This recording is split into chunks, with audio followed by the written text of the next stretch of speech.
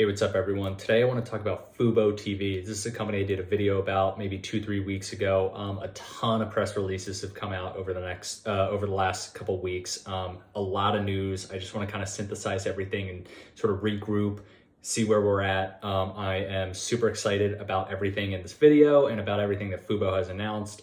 So let's get into it. Before I kind of go and announce that kind of stuff, if you could hit the subscribe button and ring the bell notification, it would really help me out. I just started this channel about a month ago. I have a full-time job, but I'm kind of just doing this on the side. I want to get my opinions out there about the stocks that I hold. And so it would really, really help me out if you could hit that subscribe button and the bell notification. Now, with that out of the way, let's get into Fubo.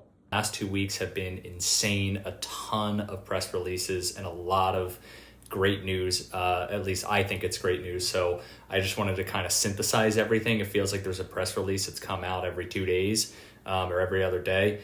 So let's get into it. The last 2 weeks have been massive for Fubotv. A lot of news has come out. I think there are a lot of positive catalysts and momentum coming to this company.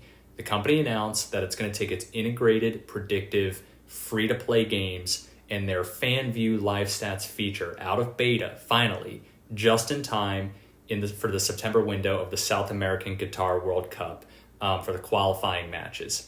Fubotv subscribers can seamlessly stream these matches and use FanView to monitor stats and scores next to and under a reduced size video player and play these predictive games all on one screen using their remote control without having to open up another app. I think that's going to be a killer feature.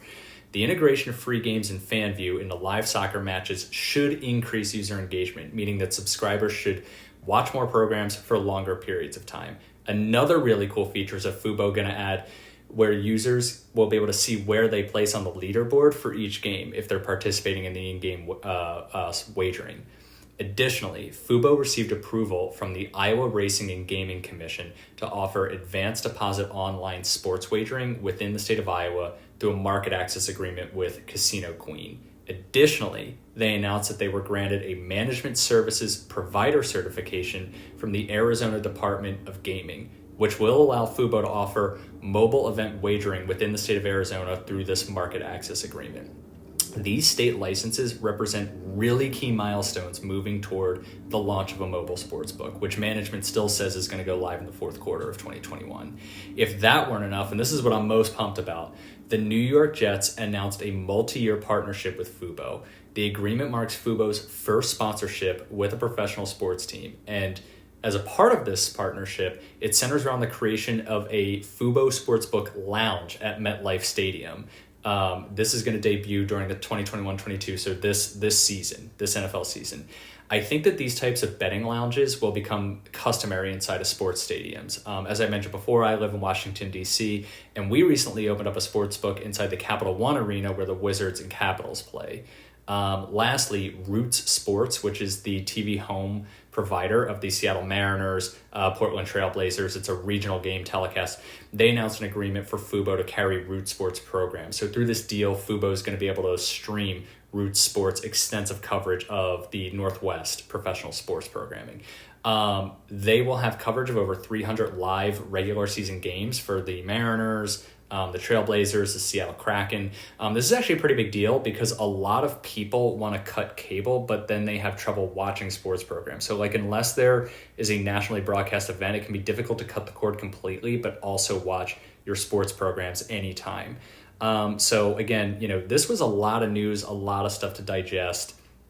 I think there are a ton of positive catalysts going into the fourth quarter and going into next year. I think that a lot of this stuff is going to lead to stickier users, more engaged users, which should, ultimately, in my opinion, bring a lot more advertisers to the platform. And that's, as I said in my prior video, what I think is really going to be the lucrative sort of revenue driver for Fubotv and help them reach profitability faster. Because remember, the more advertising they get, that's going to go straight to the margins. So that's margin expansion, higher profitability, more cash flows to invest right back into the business.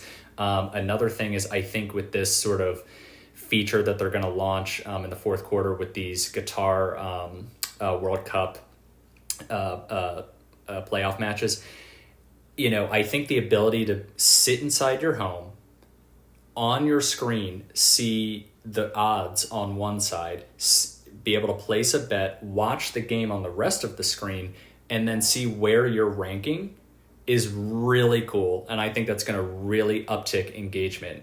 I know a lot of people say, well, you can do that on DraftKings, you can do that on FanDuel. But again, it's like you open up the DraftKings app, then you see the odds. Then you got to open up another app if you want to watch it on your phone, if you happen to want to watch sports on your phone. Personally, I'd rather watch on a TV.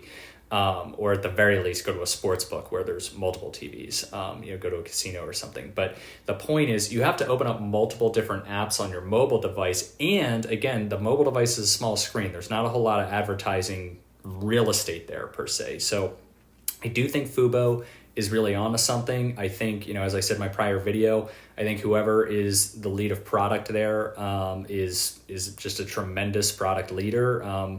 Hopefully they're getting paid a lot of money and they're being rewarded, because I think that this, I really think that these positive catalysts are not even baked into the stock price yet, which is actually a very good thing. Take a company like Tesla, which I'm super long on. It's pretty clear that a lot of future value is baked into today's stock price, but I'm not going to sell anyway because I plan to hold Tesla pretty much forever.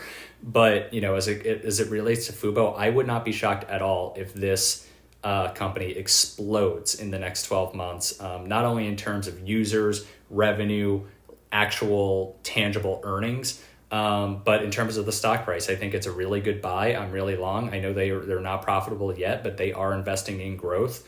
And I think that they are going to be profitable sooner than we think. But let me know what you think in the comments. Let me know what you think, if you think that Fubo is just sort of another sort of company in this whole gambling, gaming ecosystem that we have. Do you prefer DraftKings? Do you prefer FanDuel over Fubo?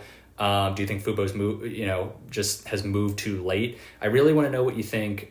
Please comment, and if you could subscribe and hit the bell notification, it would really help me out. Let me know what you think about Fubo and the rest of my videos too. Thanks.